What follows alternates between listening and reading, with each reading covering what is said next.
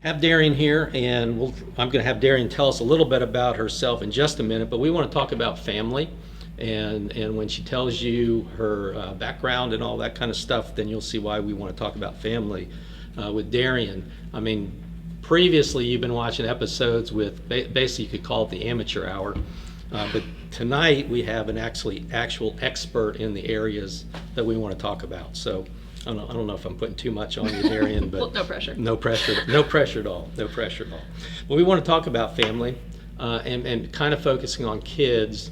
And where I'm coming from in that really is, reading the typical newspaper articles that we see. Everybody is cooped up at home with their kids, and it's driving them crazy, pulling their hair out. And when is this going to be over so I can get the kids out of the house? As a family that homeschooled, who always had our kids at the house, it's kind of hard to figure out or understand what the problem is. And so we want to kind of look a little bit at family. We can't talk about everything about family. But from my perspective, and I think from a lot of survey perspectives, a healthy community requires a lot of different well-functioning institutions. And two of them that we know about are church and family. And those are two institutions that need to be really good at what they do in order to have a healthy community.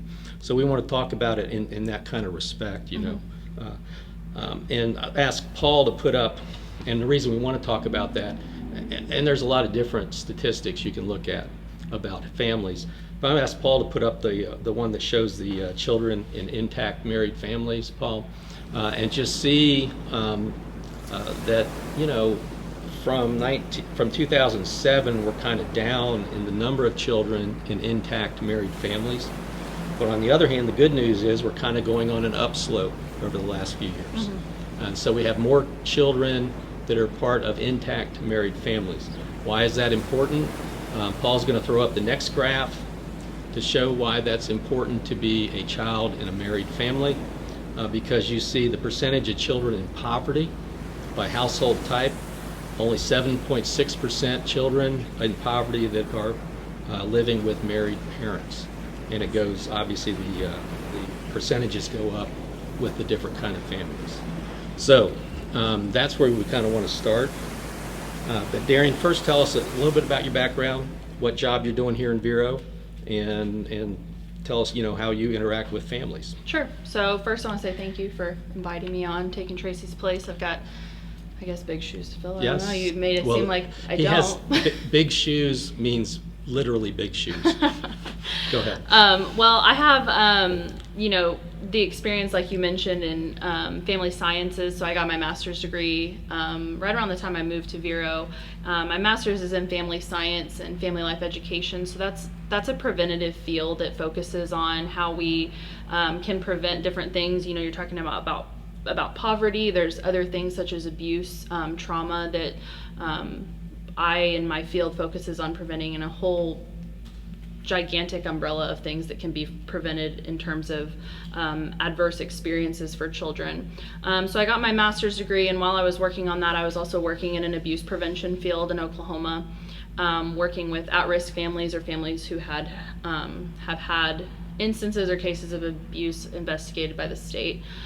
Since I've come to Vero, I took a role, I'm the program coordinator now for the ALTOS program, so that's the alternative to OSS, so students who are suspended, so not so much an alternative school, but suspended, maybe for a day or a few days, they can come to a program that I run, kind of as a redirection, to get them kind of back on their feet, making positive choices, and again, that has benefits in preserving the child, but also hopefully preserving the family and their ability to keep their child on track and in school and reduce dropout.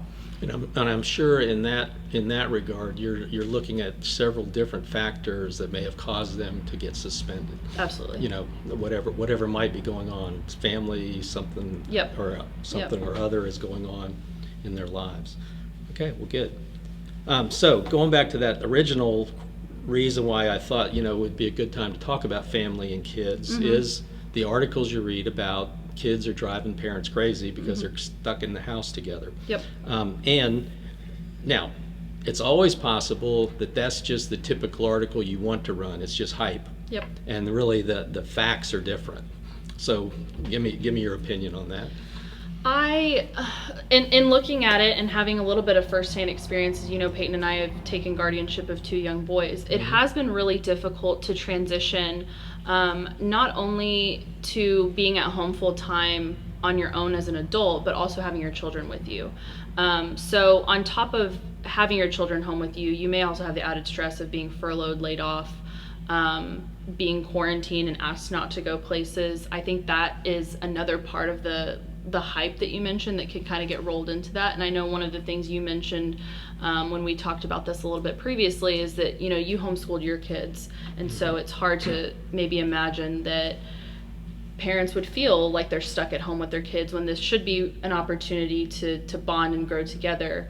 But I do think we have to remember that this wasn't a choice for most parents, and it was extremely unanticipated. So that is adding another layer of trauma and stress. And I think that the biggest thing I see out of this is that this is such an unprecedented time for families that this is definitely going to be marked as a traumatic event in history. But it's also a trauma for our families and our kids. And, we just don't know how that's going to impact their development, the family system, things like that, their ability to be resilient, which I think we'll talk about a little bit later. But I think it's a big trauma that is going to have really long-lasting effects. Right. And definitely, sure, we made a conscious decision to homeschool, keep our kids home. And like you're saying, this is just like thrust on people without preparation to basically homeschool your kids also. For a lot of parents. And so that is a problem. But so let's just step back from the quarantine, and we could talk a little bit more about it. I think maybe you have some ideas on how to survive at home with your kids, maybe. But we can talk about that. But so we're a church here. We believe in the family. We think that's one of the things that God kind of sets out for, something that's important, once again, not just for communities, but just for Christian living, is mom and dad and kids, and that unit is important. So how can church members and churches do things that would be supportive and helpful for families, particularly maybe in times like this, or just any stressful time that comes up for families, or what do I do? I've got kids now. How do I raise them? Yeah. I think that's a great question, and where my mind goes when I think about how to parent through the current circumstance, how to be a strong family, how to have positive outcomes for your kids. I look at this study. It's called the ACEs study. So ACEs are adverse childhood experiences, and it's a pretty widely known study done at Kaiser Permanente in the late 90s. So ACEs, adverse childhood experiences, are things like abuse and trauma, neglect, domestic violence. If you have a member of your family who has a mental illness, if you have a member of your family who was incarcerated, but one of the ACEs, there's 10 different ones, is also separation or divorce. And so I think you did a great job of bringing that up right at the beginning, is that those are things that we see physical abuse and we think, yeah, that's clearly traumatic, but I think there's, looking at different generations, there was a 50% divorce rate at one point in time. So looking at the number of people who probably have one of these adverse childhood experiences is pretty high. The reason I bring that up is because the outcome when you have one ACE, 2 ACE, 3 ACE, 4 ACEs is it's just unbelievable. Talking about health impacts, things like your risk factors for abusing drugs or alcohol, being obese, having depression, heart disease, cancer, all sorts of different health outcomes are influenced by these adverse childhood experiences that you could encounter. And I mentioned that this is extremely traumatic for a lot of people and a lot of families. I say all that to say that trauma can't necessarily be prevented, but there are things we can do to support a child through trauma. And so there's a graphic that we can put up on the screen about preventing ACEs. And there's a few different categories within there that I feel like would be the church's responsibility, or the church could have a hand in creating these strong supports. So one of them is strengthening economic supports. So we can't make families fall above or below the poverty line, but we can be a resource financially for individuals in need, whether that's through food and clothing, housing assistance, things like that we already do. There's the second one, which is promoting social norms that would protect against violence. So a lot of that is public education related. Skip a couple down, teaching skills and promoting healthy childhood development. So in the graphic it talks about programming, but I do think that the church can have a role and a responsibility in providing positive parenting skills, and whether that's through moms groups or things like that we are having communication about what does it look like to parent children in a healthy way. And then connecting youth to caring adults and activities, that one's pretty clear. We can connect kids to activities because we put on activities, and we can connect them to positive and caring adults, whether that's through Bible classes or summer camps or vacation Bible school, having a Sunday school teacher that they know and connect with. Those are all things that can really buffer a child and have them have positive outcomes, even in spite of having trauma in their life.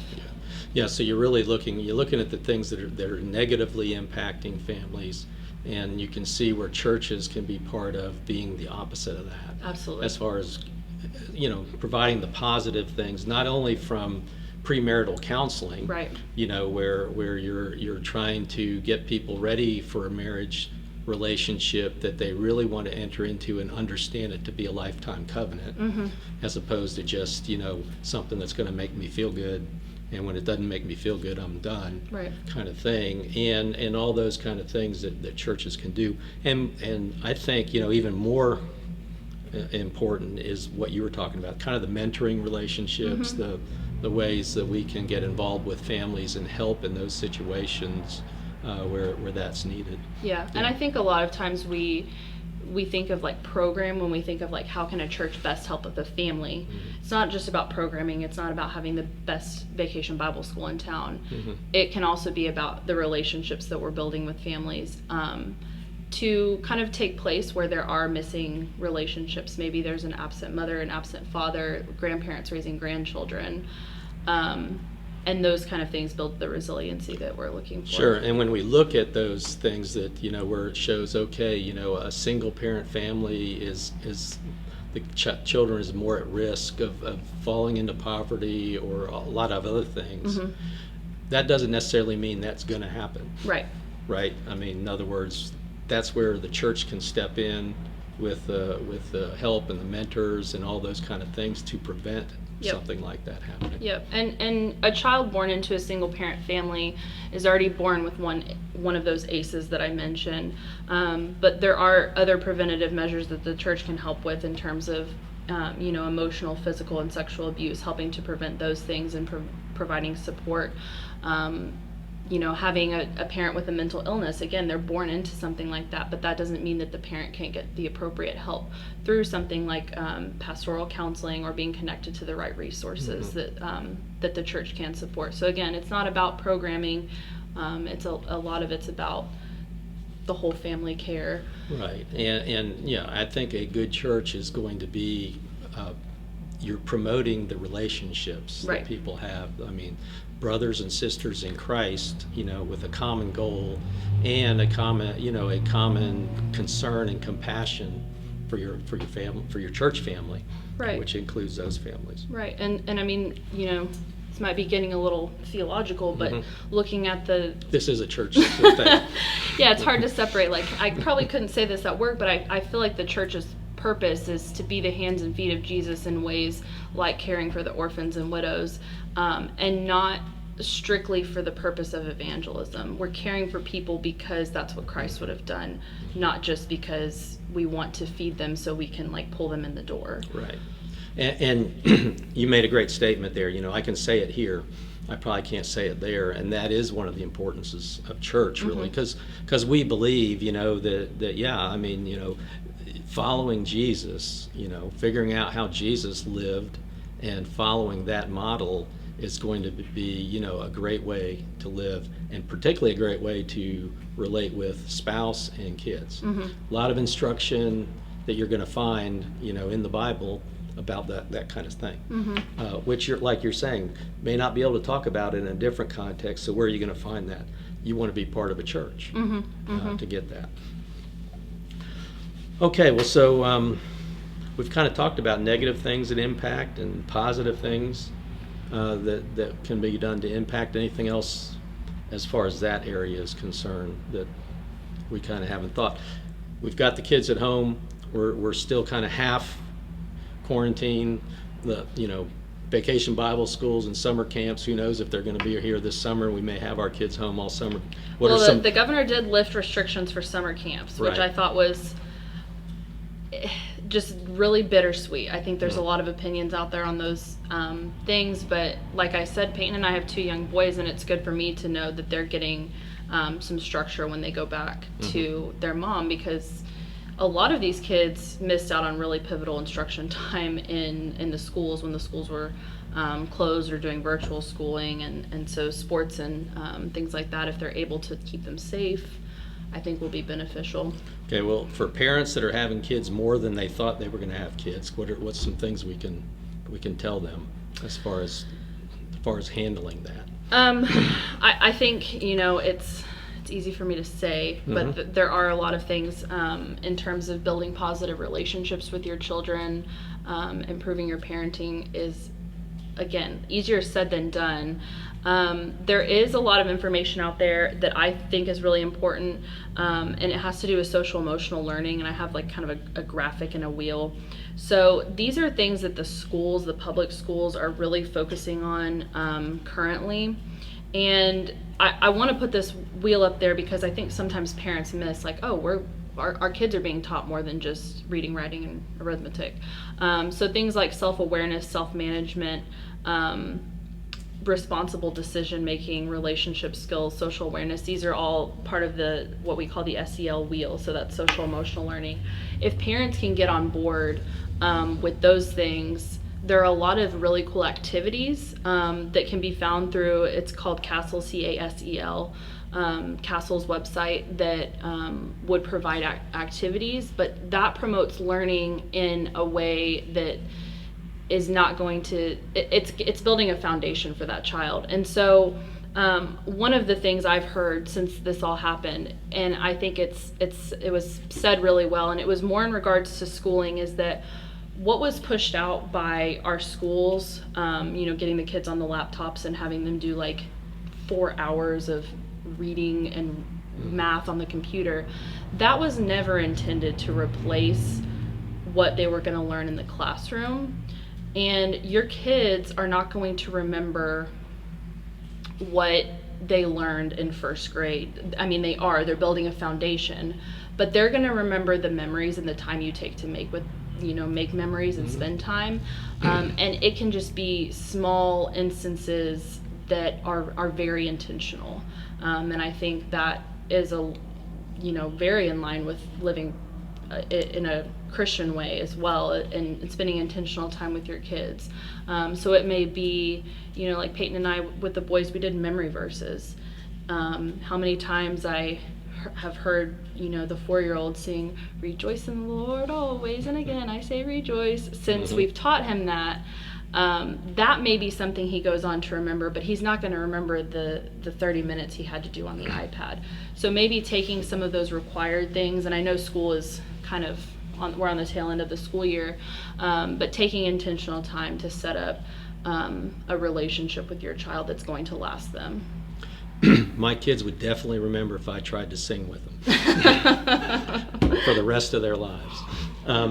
Well, I see one good thing that could come out of this is that you cannot just send your kid off to get an experience somewhere else. I'm going Right. to send them off to this place. Yep. He'll show up here, and they'll have him for the morning, and so on and so forth. That you now are going to do it with them, and like you're saying, build those kind of relationships. And I think I hear you saying it doesn't really have to be that involved, complex, Nope. or anything else. Which always brings up a good country song about, time well wasted. Yep. You think you're wasting time, and your kid does not think you're wasting time. Right. He Right. does not think you're wasting time. Yeah, and it's even things that are daily tasks that they may not remember you letting them do the dishes, but that's building a foundation for positive skills such as cleaning your house. Yeah. I think a month ago we were talking about something, and my two older girls told me about remembering going to the dump with me. Yep. I mean, just that was apparently a big deal. Yep. Apparently. So how resilient are children? I mean, they've maybe had a bad experience, or it's we got a bad start on this quarantine. The first month wasn't good. How resilient are they?